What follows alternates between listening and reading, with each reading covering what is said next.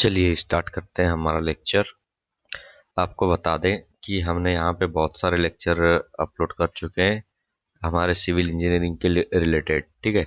और यहाँ पे हमने एसएससी जेई है ना, एसएससी जेई के प्री के क्वेश्चन भी डाल चुके हैं, वो भी मेडी जी बुक के, राइट।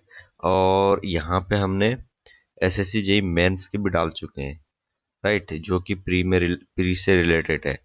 वे सारे क्वेश्चन अपन ने यहाँ पे अपलोड कर चुके हैं, आप पीछे जाके देख सकते हैं।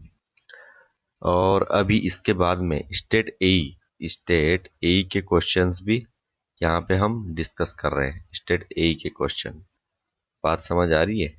और इसके बाद में हम ईएससी के क्वेश्चन भी डिस्कस करने वाले हैं, देन गेट के क्वेश्चन डिस्कस करने वाले हैं। बात समझ आ रही है? चलिए, तो हमारे साथ में आपको बने रहना है। और आपने यदि पीछे वाले लेक्चर नहीं देखे हैं तो उन्हें जाकर देख लो, जिससे कि आपका क्या वो उद्धार होने पाए। समझ रहे हो बात को? चलिए स्टार्ट करते बिना टाइम को वेस्ट किए हुए। चलिए, क्वेश्चन नंबर फर्स्ट यहाँ पे चेक करो क्या बोल रहा है। पहला क्वेश्चन चेक करो, रिपीटेड क्वेश्चन है ना। देखो क्वेश्चन रिपीट होने लगे, बात समझ रहे हो?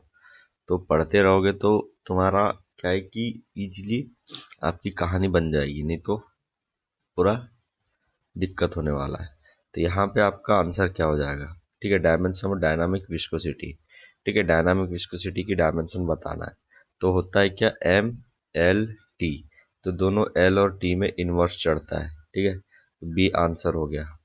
चलो नेक्स्ट क्वेश्चन देखना है जल्दी जल्दी से। क्वेश्चन क्या है, अधिक करना है अपने को। क्वेश्चन नंबर 2 देखो, velocity of if the velocity potential function, ठीक है, five equals to 5x² the velocity component at point, ठीक है, ये चीज बताना है। तो यहाँ पे फाइव दिया हुआ है, तो आपका मैं बता रहा हूँ, जब साय था है ना, डेल साय, तो डेल साय में y के रिस्पेक्ट में, राइट, y के रिस्पेक्ट में, ठीक है। तो इसके रिस्पेक्ट में आता था क्या, u आता था, है ना, यही आता था u।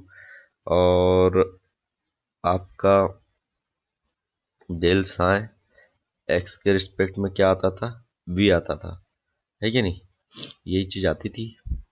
अब इसमें आपको डेल फाई पूछ रहा है, del phi, del phi del X, तो equals to del phi del X equals to क्या होता है आपका, यहाँ पे सिंपल u हो जाएगा। समझ रहे हो बात को, u हो जाएगा, और ये माइनस में, ठीक है।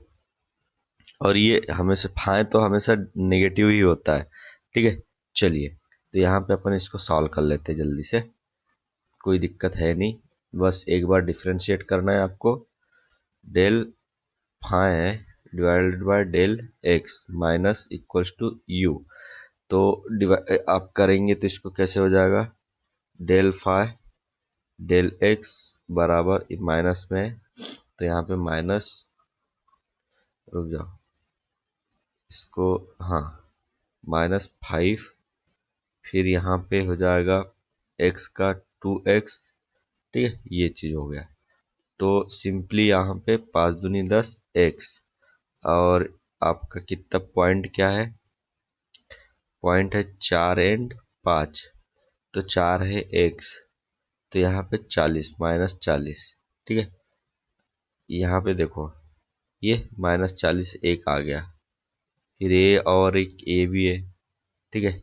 फिर आगे चेक करते हैं, और देखो डेल, फिर minus del phi del Y, तो -5 -5, ठीक है, एक्स तो 0 हो गया, तो 2y, राइट, ये हो गया, माइनस माइनस प्लस हो गया, ठीक है, प्लस हो गया। तो सिंपल यहाँ पे क्या हो जाएगा, 5, 5 दूनी 10 हो गया, ये 10, y की वैल्यू कितनी है 5, तो ये 50 आ गया, प्लस में 50, मतलब सी आपका आंसर हो गया, ठीक, क्वेश्चन नंबर 2 का सी। चलिए ये हो गया, ऐसे आपको ध्यान रखना है, अच्छा क्वेश्चन था। अब देखो यहाँ पे एक क्वेश्चन आया है, अच्छा क्वेश्चन आया, बहुत समय बाद में देखने को मिल रहा है ये क्वेश्चन।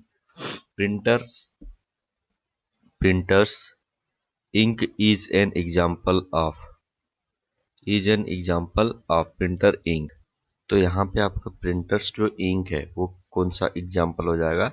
सी, थिक्सोट्रॉपिक। ठीक है, थिक्सोट्रॉपिक का मतलब क्या हो गया कि ये सियर थिनिंग, लास्ट में जो सियर थिनिंग हो जाता है ये, तभी तो आपकी क्या होती है, प्रिंट होता है ना। ठीक है, समझ में आ रहा है बात को? चलो एक चीज हम बता दें कि जैसे थिक्सो है ना, थिक, सामने में थिक आ रहा है, तो इसके बाद में ये थीन जो मटेरियल जैसे कि थीन होगा है ना, तो वो आपका थिक्सोट्रॉपी में आ जाएगा। जैसे कि वो पेंट होता है एक हिसाब से, पेंट है ना, पेंट भी आपका बाद में थीन होते जाता है। चलो आगे बढ़ते हैं जल्दी से। नेक्स्ट क्वेश्चन देखो, dynamic viscosity of a gas. Dynamic viscosity of a gas increase as temperature decrease. Temperature decrease होगा तो increase, increase as temperature increase, in is independent of temperature, may increase or may decrease with increase in temperature depending on the nature of gas। ठीक है, तो इसमें आपका answer हो जाएगा simple B. हमेशा क्या होगा, टेम्परेचर इंक्रीज करोगे डेंसिटी विस्कोसिटी आपकी क्या होगी, इंक्रीज करेगी। इसके थोड़ा सा बैकग्राउंड में लेके चलता हूँ। For the case of gases particles are very far away, है ना, सही बात है। when the temperature increases their energy increases and they collide with each other। ठीक है, और उसके बाद में क्या होगा कि hence the resistance is increased। बात समझ आ रही है? क्या होता है कि आपका जो गैस है, गैस है ना, तो गैस में बहुत ज़्यादा दूर दूर क्या होते हैं, उनके पार्टिकल्स होते हैं। अब जैसे ही उनमें क्या हुआ, जैसे ही उसमें आपका टेम्परेचर को बढ़ाया आपने, तो एकदम पास पास आने लगते हैं। ठीक है, तो इस चीज से आपका विस्कोसिटी बढ़ती है, याद रखना है। फ्रॉड मॉडल लॉ क्या हो जाएगा यहाँ पे? ठीक है, फ्रॉड मॉडल लॉ तो सिंपल, यहाँ पे आपका फ्रॉड मॉडल लॉ, पहले तो फ्रॉड नंबर इक्वल्स टू होता है V divided by under root G Y. ठीक है, फ्रॉड इक्वल्स टू होता है V upon under root G Y. तो यहाँ पे आपका क्या हो जाएगा, इसका फार्मूला सिंपल बी, राइट। चलिए आगे बात करते हैं जल्दी से। यहाँ क्वेश्चन देखो, for hydrostatic pressure measurement in fluid at rest. ठीक है, for hydrostatic pressure measurement in a fluid is at rest, the shear stress depends upon the coefficient of viscosity। ठीक है, the shear stress is maximum on a plane inclined 45 degree to horizontal, the shear stress is zero, the shear stress is zero only on horizontal plane। क्या हो जाएगा यहाँ पे? तो इसका answer क्या हो जाएगा? सबसे पहले तो आपको न्यूटन्स लॉ ऑफ विस्कोसिटी पता होना चाहिए। तो टाउ इक्वल्स टू होता है mu D U by D Y, ये चीज होती है ना। अब यहाँ पे देखो एट रेस्ट, जो आपका फ्लूइड है वो रेस्ट पे है। रेस्ट पे मतलब कि आपका वेलोसिटी क्या हो गई, जीरो हो गई, है ना। डी यू इक्वल्स टू आपका जीरो हो गया। ठीक है, तो सिंपल यहाँ पे डी यू जब जीरो हो गया तो आपका टाउ भी क्या हो गया, जीरो हो गया। मतलब क्या हो गया, सीयर स्ट्रेस जो है आपका पूरी तरह से जीरो हो गया, the shear stress zero, right. ये आंसर हो गया। नेक्स्ट क्वेश्चन चेक करते हैं। If in a flow field P by gamma plus V square by two G plus Z equals to constant between any two points, flow must be. ठीक है, flow must B. देखो ये आपकी equation है, ठीक है, ठीक है। तो आपका फ्लो क्या बोल रहा है, any two points flow must B study, compressible and irrotational, unsteady. ठीक है, ये सारी कहानी है। तो आपको बताना है कि इसमें से जो ये बर्नौली इक्वेशन है आपकी, पहली चीज तो gamma plus B square by two G plus Z equals to constant. ठीक है, तो इसमें से आपको क्या क्या हो जाएगा, राइट। तो इसमें तो सिंपल हो जाएगा आपका क्या, स्टेडी, इनकम्प्रेसिबल एंड इरोटेशनल। ठीक है, समझ रहे हो बात को, स्टेडी, इनकम्प्रेसिबल एंड इरोटेशनल। तो ये जो आपकी बर्नौली इक्वेशन है, ये आपकी सेटिस्फाई होती किसके लिए, इन चीज के लिए, स्टेडी, इनकम्प्रेसिबल, इरोटेशनल। ठीक है, तो एस आई आई, ठीक है, तीन, ये जो तीन चीज है, एस के बाद में आई आई आई, ठीक है, एस आई आई आई। ठीक है, बोलते हैं ना हाँ मैं आई आई, उसी तरीके का इसको याद रख लो, एस आई आई आई। ठीक है, चलो आगे बढ़ते हैं। क्वेश्चन नंबर 8 देखो, क्वेश्चन नंबर 8 क्या बोल रहा है, for a centrifugal pump suction lift head is vertical distance between the top surface of liquid level in the discharge tank। समझ रहे हो बात को?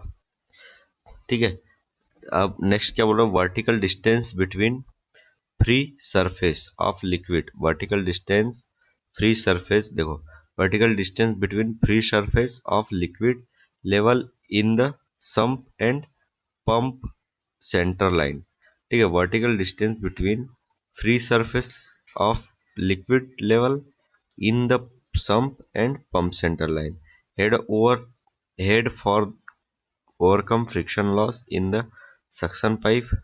ये सारी कहानी है, तो इसमें आपका आंसर बी है, vertical distance between free surface of liquid line. ठीक है, vertical distance between free surface of liquid line, liquid level, ठीक है, इन the sump and pump centre line.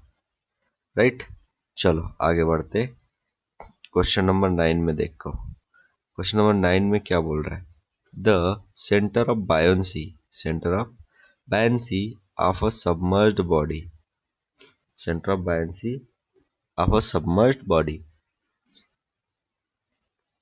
इस केस में क्या हो जाएगा। ठीक है, centre of buoyancy submerged body में, तो ये चीज बहुत पूछता है, submerged body, partial submerged body, इनमें आपका सेंटर ऑफ बायोन्सी क्या होगा। तो बायोन्सी बताना है सबमर्ज्ड बॉडी में, राइट। तो इसका आंसर आपका क्या हो जाएगा, सिंपल, देखो, को inside with the centroid of the displaced volume of fluid. जो सबमर्ज्ड बॉडी रहता है उसका सेंटर ऑफ बायोन्सी जो है ना, सेंटर ऑफ बायोन्सी वो क्या करता है, coincide with the centroid of the displaced volume of fluid, displaced volume of fluid. ठीक है, ठीक है, तो इसमें जो सेंटर ऑफ बायोन्सी, ये जो डूब गया है ना, समझो जो डूब गया वो centroid of the displaced volume के से कोइंसाइड कर जाएगा। ठीक है, कोइंसाइड हो जाएगा, डूब गया तो समझो कोइंसाइड, कोइंसाइड हो जाता है। ठीक है, सेंटर ऑफ बायोन्सी, राइट। चलिए आगे बढ़ते हैं, क्वेश्चन 10 देखो, what is the range of the speed ratio, what is the range of the speed ratio for a Francis turbine. Francis turbine का जो स्पीड रेशियो है ना, स्पीड रेशियो वो क्या है आपका। ठीक है, तो स्पीड रेशियो होता क्या है ये बता देता हूँ सबसे पहले। ठीक है, तो U1 इक्वल्स टू आपका KU1 √2GH ये होता है। तो इस फ्रांसिस के लिए आपका कितना होता है, 0.6 से 0.9, फ्रांसिस के लिए कितना होता है, 0.6 से 0.9, याद रखना है अपने को। ठीक है, 6 से 9, यहाँ पे देखना इसमें सिर्फ 3 का डिफरेंस है। ठीक है, सिर्फ 3 का डिफरेंस है, 3 मतलब 0.3 का है ना, 0.3 का आपका इसमें डिफरेंस है, तो ये ध्यान रखना है। चलिए आगे बढ़ते हैं जल्दी से, क्वेश्चन नंबर यहाँ पे 11 बोल रहा है, for high head, for high head the suitable turbine is. ठीक है, high head suitable turbine is, high head के लिए आपकी टर्बाइन कौन सी यूज की जाएगी, तो इसमें आपका सिंपल हो जाएगी पेल्टन टर्बाइन। ठीक है, पेल्टन, समझ रहे हो, पेल्टन टर्बाइन। ठीक है, याद रखना है, जो हाई हेड रहता है आपका, हाई हेड, तो इसके लिए कौन सी यूज होती है, पेल्टन, पेल्टन बोल तो पेल, याद रख लो पेल। तो यदि पलटन, या फिर ऐसे याद रख लो पलटन। तो पलटन जो होती है वो हमेशा हाई हेड पे, जैसे युद्ध वगैरह करना रहता है तो पलटन को भेजना पड़ता है ना, तो वही पलटन ऐसे याद रख लो। ठीक है, चलो आगे बात कर लेते हैं। Next question, the discharge through the discharge through a single acting reciprocating pump. तो यहाँ पे देखो क्वेश्चन नंबर 12 क्या बोल रहा है, the discharge through a single acting reciprocating pump. ये तो सिंपल है, ALN डिवाइडेड बाय 60। ठीक है, ये आपका फार्मूला होता ही है। ये है आपका cross sectional area, L length of rank, ठीक है, और आपका क्रैंक मतलब लेंथ ऑफ क्रैंक, और एन है आपका आरपीएम ऑफ क्रैंक। ठीक है, सिंपल है। नेक्स्ट क्वेश्चन चेक करना, the specific speed of a pump is given bye. तो यहाँ पे आपका क्या हो जाएगा, सिंपल आंसर हो जाएगा आपका क्या, N S equals to under root Q divided by H की पावर 3/4। ठीक है, ये चीज हो गया, N S equals to N under root Q divide में H3/4, ये चीज हो जाएगी, राइट। तो यहाँ पे याद रखना है आपको, यहाँ पे Q आता है, समझ रहे हो, Q आता है, P नहीं आता। P फॉर पावर होता है, याद रखना, P for power, Q for discharge, right. तो यहाँ पे पावर आएगा, याद रख, सॉरी, डिस्चार्ज आता है। ठीक है, स्पीड जब आएगी, स्पीड आपकी रहेगी है ना, आपकी जो पंप की स्पीड रहेगी तो वहां से पावर नहीं आएगा, क्या डिस्चार्ज ही निकलेगा। ठीक है, और नीचे में आपका जो हेड हेड जो है आपका वो 3/4 रहेगा, राइट। 3/4 याद रखना है, 3/4। चलो आगे बढ़ जाते हैं। नेक्स्ट क्वेश्चन देखो, jet ratio is defined as the ratio of. ठीक है, तो इसका आंसर क्या हो जाएगा, diameter of the jet of water to diameter of the Pelton wheel। ठीक है, तो diameter of the jet of water to diameter of the Pelton wheel, right। velocity of bend to velocity of the jet of water। तो आपका jet ratio क्या हो जाएगा, simple, jet ratio आपका होता है, समझ रहे हो बात को, diameter of Pelton wheel divided by diameter of jet water, jet of water, right. Diameter of Pelton wheel, जो व्हील मतलब कि पेल्टन नहीं, मतलब किसी का भी ले लो, ठीक। तो डायमीटर ऑफ, हाँ यही हो जाएगा, डायमीटर ऑफ पेल्टन व्हील, उसका व्हील, ठीक है, Pelton wheel and diameter of jet, diameter of jet, right. Turbine से बहुत ज्यादा क्वेश्चन यहाँ पे पूछ लिया गया है, तो अपन अपने को भाई सब चीज के लिए तैयार होना है ना, ऐसा नहीं कि एक ही तरफ से आपने पढ़ लिया बस हो गया। ठीक है, तो जेट रेशियो क्या होता है, diameter of wheel, diameter of Pelton wheel to diameter of the jet of water. ठीक है, ये चीज हो जाएगी। यहाँ क्वेश्चन चेक करना आप क्या बोल रहा है, right. A graph between the pressure head, a graph between the pressure head in the cylinder and the distance travelled, graph between pressure head, ठीक है, इन द सिलेंडर, सिलेंडर में pressure head, and distance travelled by the piston, distance travelled by the piston from inner dead centre for one complete revolution of crank in known as slip diagram, polar diagram, crank diagram, indicator diagram। तो यहाँ पे आपका answer क्या हो जाएगा, simply 15 का आपका answer क्या होगा, सिंपल ये होता है आपका क्या, इंडिकेटर डायग्राम। समझ रहे बात को, ये हो जाता है आपका इंडिकेटर डायग्राम। ठीक है, इंडिकेटर डायग्राम, तो ये चीज हो जाएगा। नेक्स्ट की बात कर लेते हैं, a turbine is called, a turbine is called impulse if at the inlet of the turbine। ठीक है, a turbine is called impulse, एक एक टरबाइन इम्पल्स टरबाइन कहलाने के लिए उसे उसको क्या चीज की जरूरत है, if at the inlet of the turbine, ठीक है, total energy is only kinetic energy, a turbine is called impulse, impulse turbine कहलाने के लिए आपका कौन सी चीज यहाँ पे नेसेसरी है, तो इसके लिए आपका क्या हो जाएगा, सिंपल, इसका हो जाएगा answer A, total energy is only kinetic energy. ठीक है, इम्पल्स टरबाइन के लिए सिर्फ काइनेटिक एनर्जी होना जरूरी है। ठीक है, तो काइनेटिक, इसको याद रखने के लिए क्या, इम्पू इम्पू की, ऐसे याद रखना, इम्पू की। ठीक है, क्या कैसे याद रखना है, इम्पू की, ऐसे याद रख लेना है। चलो आगे बढ़ जाते हैं। Question number 17। क्वेश्चन नंबर 17 देखो, which of the following statement is correct, कौन सी स्टेटमेंट करेक्ट है। ठीक है, curves at constant speed are called characteristic curve, main characteristic curve. Right, next क्या बोलता है, curves at constant head are called main characteristic curve. Curves at constant efficiency are called operating characteristic curve. ठीक है, curves at constant efficiency are called main characteristic curve. तो यहाँ पे आपका कौन सा हो जाएगा। ठीक है, सिंपल क्वेश्चन का आपका 70 का क्या हो जाएगा।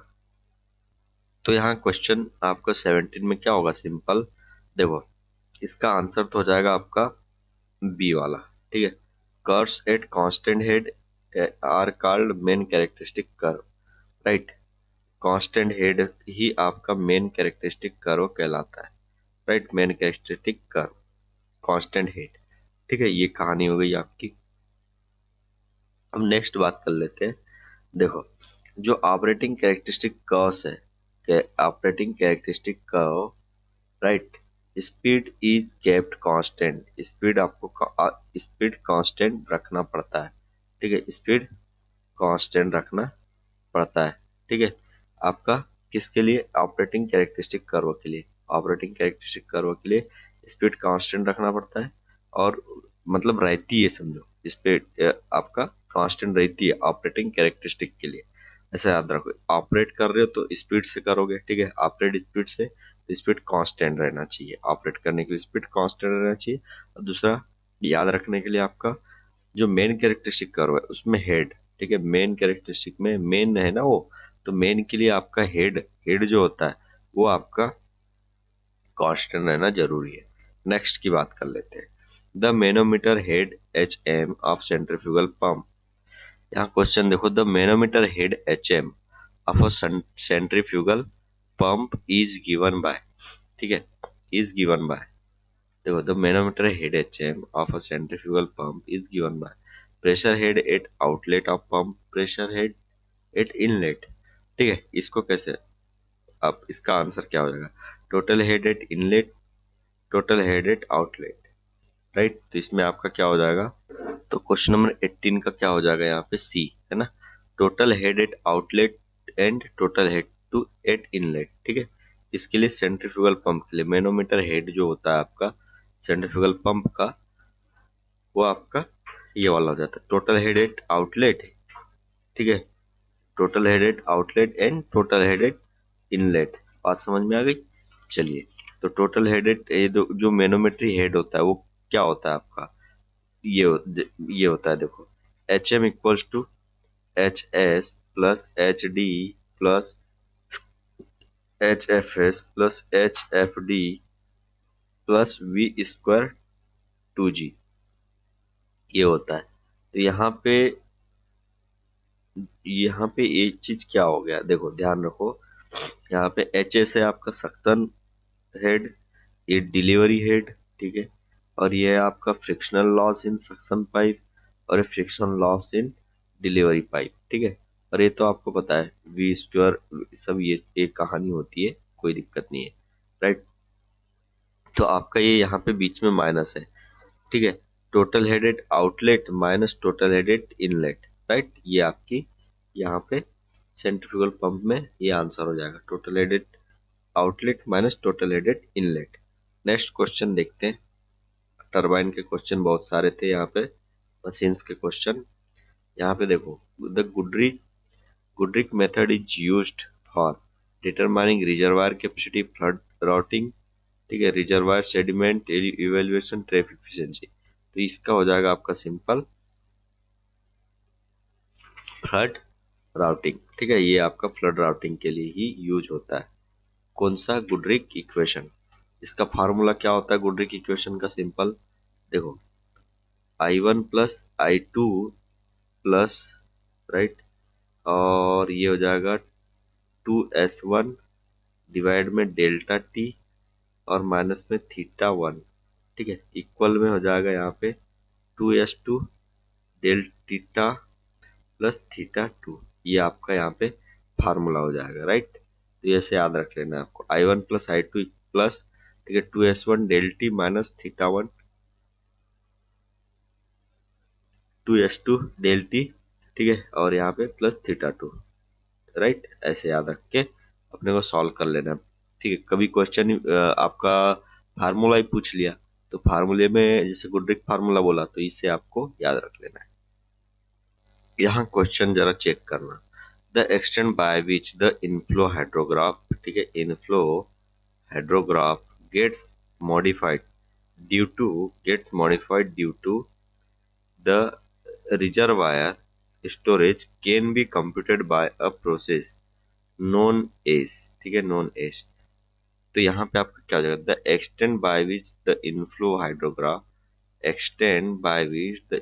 Hydrograph gets modified due to the reservoir storage can be computed by a process known as river routing, channel routing, S hydrograph, flood routing. तो यहाँ पे आपका क्या हो जाएगा, सिंपल इसका हो जाएगा फ्लड राउटिंग और रिजर्वायर राउटिंग, राइट।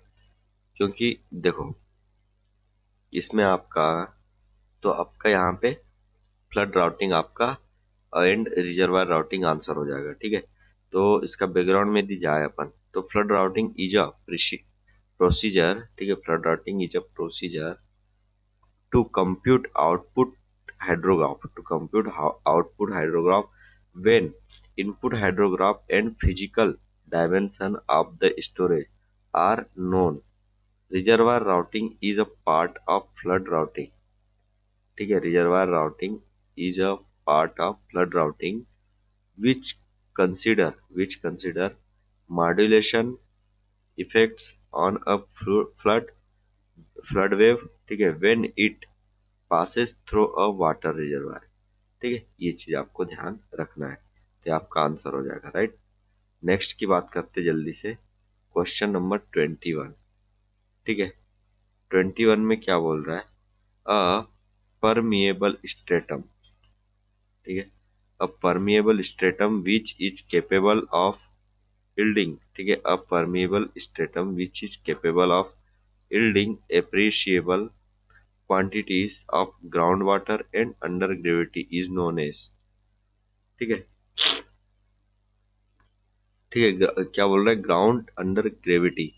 तो इसका आपका क्या हो जाएगा, वेल, एक्विफर, एक्विक्लूड। देखो क्या बोल रहा है, a permeable stratum which is capable of yielding, ठीक है, which is capable of yielding quantities of ground water under gravity is known as, under gravity बोल रहा है, ठीक है। तो इसका आपका आंसर हो जाएगा सिंपल एक्विफर, ठीक है, एक्विफर हो जाएगा, ठीक है। क्योंकि वो यील्डिंग बोल रहा है ना, यील्डिंग मतलब वाटर निकलने के लिए, ठीक है, निकलेगा जरूर। तो an aquifer is a stratum which is permeable and can yield appreciable quantity of ground water, ठीक है। Aquiclude have high porosity but very less permeability, ठीक है, एक्विक्लूड की हाई पोरोसिटी होती है बट आपका लेस परमेबिलिटी होती है, राइट। परमेबिलिटी लेस होती है, याद रखना है एक्विक्लूड में। क्वेश्चन नंबर 22 देखो, in routing a flood through a reach, ठीक है, in a routing of flood through a reach the point of intersection of inflow, ठीक है। देखो, in routing a flood through a reach the point of intersection of a inflow and outflow hydrographs coincide with the peak of outflow hydrograph. In all cases of flood routing, in channel routing, ठीक है, in all cases of reservoir routing, when the inflow is into a reservoir, with an uncontrolled outlet. तो इसका answer क्या हो जाएगा, आपका D हो जाएगा। ठीक है, क्योंकि क्या बोल रहा है, देखो यहाँ पे इस तरीके का कुछ बोल रहा है वो, इस तरीके से आपका ऐसा आपका ये हो गया, और यहाँ पे देखा जाए तो इस तरीके से ये चीज हो गया आउटफ्लो, और यहीं पे ठीक है ये कहानी बन गई। ये यहाँ पे देखो ये हो गया ऐसा, राइट।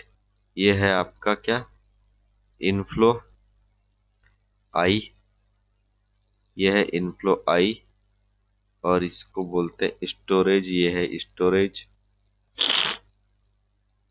ये है आउटफ्लो।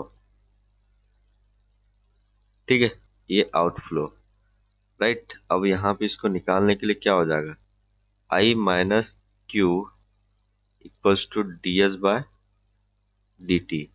ठीक है, I minus Q equals to D S by D T, ये हो गया। ठीक है, और यहाँ पे D S by D T equals to zero, I बराबर क्यू। ठीक है, ये कहानी आपकी यहाँ पर हो गई। चलिए, ये हो गया आपका आपका हो जाएगा कि क्वेश्चन नंबर 22 में। ठीक है, डी। चलो नेक्स्ट बात कर लेते हैं क्वेश्चन नंबर 23। 23 क्या बोल रहा है यहाँ पे, 23 चेक करो। The volume of ground water extracted by gravity, volume of ground water extracted by gravity, drainage from a saturated water bearing material is known as। ठीक है, bearing material is known as। तो इसमें क्या हो जाएगा, the volume of ground water extracted by gravity, gravity से extract किए।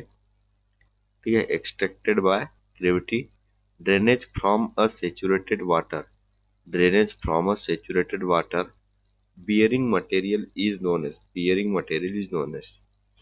ठीक है, तो यहाँ पे आपका क्या हो जाएगा, तो सिंपल यहाँ पे तो डी हो जाएगा, इल्ड, क्योंकि आप उसमें से ले रहे हो ना, ले रहे हो इसीलिए आपका इल्ड हो जाएगा, राइट। तो yield is the amount of ground water, yield is the amount of ground water extracted from a saturated water bearing material. Retention is the, देखो रिटेंशन में क्या होता है, retention is the amount of ground water that can not be extracted and is retained in the soil stratum itself, right. ये चीज हो गया। चलिए आगे देख लेते हैं, क्वेश्चन नंबर 24 क्या बोल रहा है, the distance from the centre of a pump well, ठीक है, centre of a pump well to the point, ठीक है, where the draw down is zero और is inappreciable is known as. ठीक है, क्या बोल रहा है, the distance from the centre of pump well, centre of pump well to the point where the draw down is zero, draw down क्या है, zero है, और is inappreciable is known as. ठीक है, क्या कहलाएगा, क्या कहलाता है, cone of pressure, draw down, radius of influence, piezometric surface. तो ये क्या आपका कहलाएगा, रेडियस ऑफ इन्फ्लुएंस। समझ रहे हो बात को, रेडियस ऑफ इन्फ्लुएंस। तो रेडियस ऑफ इन्फ्लुएंस का मतलब क्या हो गया यहाँ पे, रेडियस ऑफ इन्फ्लुएंस का मतलब क्या हो गया, ठीक है, इसका मतलब यहाँ पे ये है कि that is define the maximum distance at which the drawdowns can be detected, ठीक है, with the usual measure devices, ठीक है, with the usual measure devices in the field, right। beyond this zone drawdown is zero और inappreciable। समझ में आ रही, radius of influence जो होता है उसी में आपका वही चीज इसमें आंसर हो जाएगा, राइट। तो इसका आंसर आपका क्या हो जाएगा, simple radius of influence. Next question देखो, the well yield per unit drawdown is known as, the well yield per unit drawdown is known as, right. इसमें आपका क्या होगा, the well yield per unit drawdown is known as, right. तो इसमें हो जाएगा आपका सबसे पहले तो per unit drawdown is known as specific capacity of a well, ठीक है, ठीक है, efficiency of a well, retention of a well and well loss। तो 25th में आपका सिंपल क्या हो जाएगा, specific capacity of a well. ठीक है, the well yield per unit drawdown is known as, ठीक है, well yield per unit drawdown, ठीक है, well yield per unit drawdown is known as specific capacity of a well, specific capacity of a well. Right, ये चीज हो जाएगा आपका answer. ठीक है, maximum pumping ratio is calculated as this specific capacity, ठीक है, times the maximum available drawdown. Specific capacity का मतलब क्या होता है कि यील्ड पर यूनिट ड्रॉडाउन, याद रखना है। स्पेसिफिक कैपेसिटी का मतलब होता है आपका, स्पेसिफिक कैपेसिटी का मतलब ही आपका क्या होता है, yield drawdown. Right, yield draw down, ये चीज ध्यान रखनी है। नेक्स्ट चलिए बात कर लेते हैं, नेक्स्ट क्वेश्चन की बात करते हैं जल्दी जल्दी। ठीक है, क्वेश्चन नंबर यहाँ पे 26, क्वेश्चन नंबर 26 देखो, if within a zone of saturation, if within a zone of saturation an impervious deposit below a pervious deposit is found to support a body of a saturated material, then this body of saturated material is known as, बात समझ रहे हो क्या बोला जा रहा है। If within a zone of saturation, if within a zone of saturation an impervious deposit below a pervious deposit is found to support a body of saturated material, then this body of saturated material is known as, ठीक है, question क्या बोल रहा है यहाँ पे देखो, if within a zone of saturation, within a zone of saturation an impervious deposit,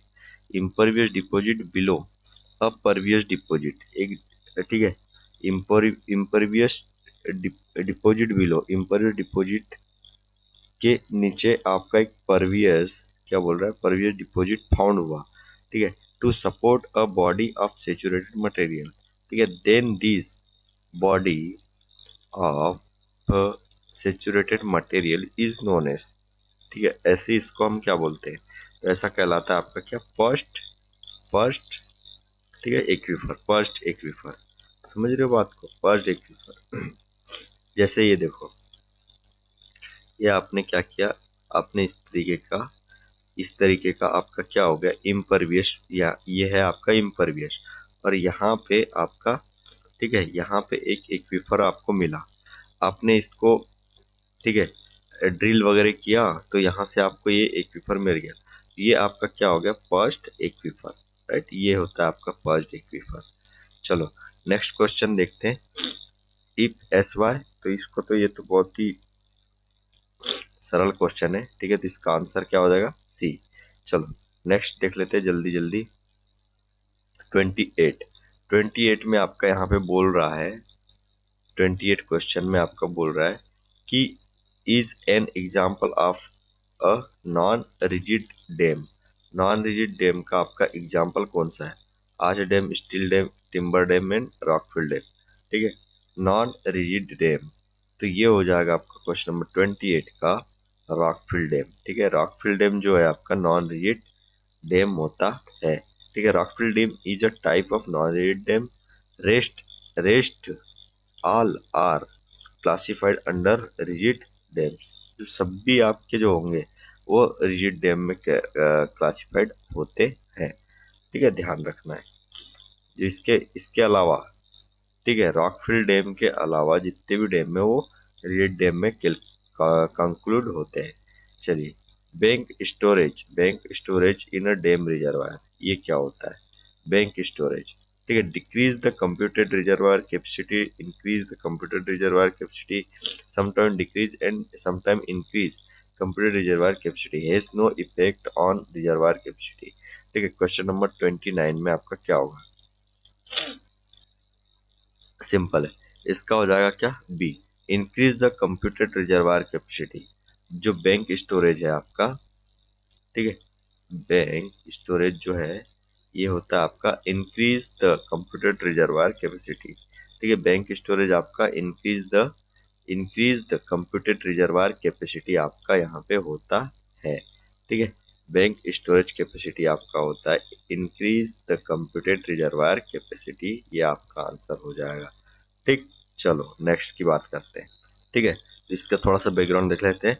bank storage water absorbed, bank storage water absorbed और स्टोर्ड बाय द सॉइल, ठीक है, by the soil pores of the bed and banks of a stream, ठीक है, lake और reservoir during higher stage period, ठीक है, higher stage period and return fully or partially to the water body as the water stage falls, ठीक है। मतलब कि इसका कहने का मतलब ये है कि भाई बैंक स्टोरेज का मतलब आपने वाटर को क्या रखे हो, आपने वाटर को क्या कर दिए, एक तरीके से इंक्रीज कर दियो द कंप्यूटेड रिजर्वायर कैपेसिटी से, ठीक है, इंक्रीज कर दियो, ठीक है। चलिए क्वेश्चन नंबर 30 का देखो। In case of gravity dam the factor of safety against overturning should not less than, ठीक है। ये क्वेश्चन आपका थोड़ा बढ़िया अच्छा है।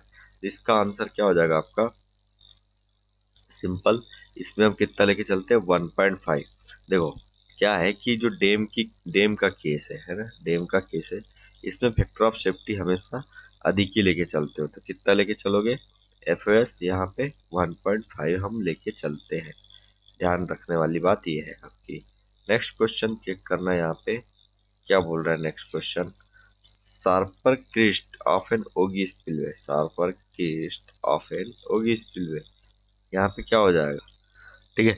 देखो sharper crest of an ogee spillway, मैं एक चीज बता देता हूँ फिर से कि जो आपके क्वेश्चंस यहाँ डिस्कस किए जा रहे हैं ना भाई, यहाँ पे देखो मशीन से भी हमने डिस्कस कर लिए, ठीक है, और ये जो टॉपिक है आपका, ये कहना चाहिए आपका वेल्स वगैरह से रिलेटेड है, हाइड्रोलिक्स वेल्स वगैरह से, तो इससे भी आपका ये भी कंप्लीट हो रहा है, तो है ना, मतलब अपन मल्टी मल्टी डायमेंशन में अपन चल रहे हैं ना, एक्स वाई जेड नहीं, मल्टी डायमेंशन में चल रहे हैं, राइट।